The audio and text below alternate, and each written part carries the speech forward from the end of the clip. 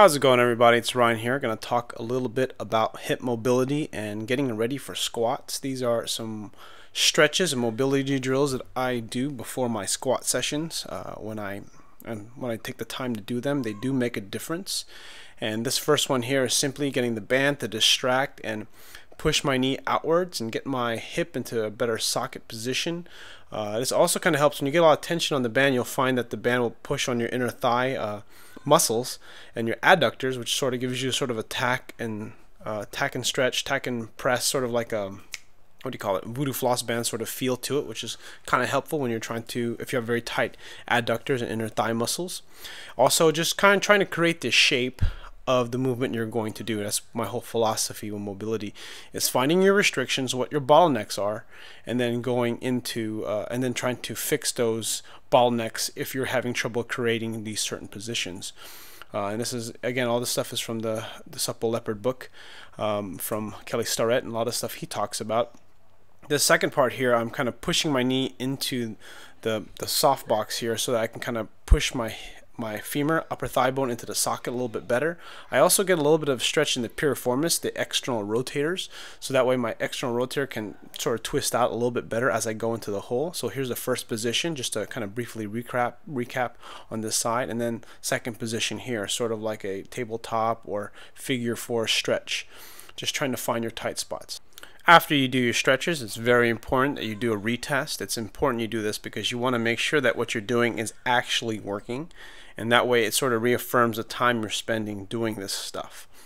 At work the other day, actually yesterday, I talked about at work, they asked me to show some stretches that I do with clients. And it was kind of interesting because my philosophy is I don't really stretch clients. I show clients stretches, but only as they are needed. And that's kind of my own philosophy when I train and when I do mobility. And that's kind of why I haven't talked a ton about mobility and why you haven't seen a ton of it, is because you only need to mobilize when you're having a restriction or you're having trouble getting into a certain position. In my case, it's the bottom of the squat. I do have this issue, and sometimes I kind of go back and forth with how much I stretch. And I found that less is more. You do just enough to get the movement you need, and then use the exercise to sort of warm you up into position better. Now here on this right side is a lot tighter, so I kind of have to kind of breathe into it a little bit deeper, and I also have to essentially just put a little bit more emphasis in getting down, because this, for whatever reason, this right side is very tight.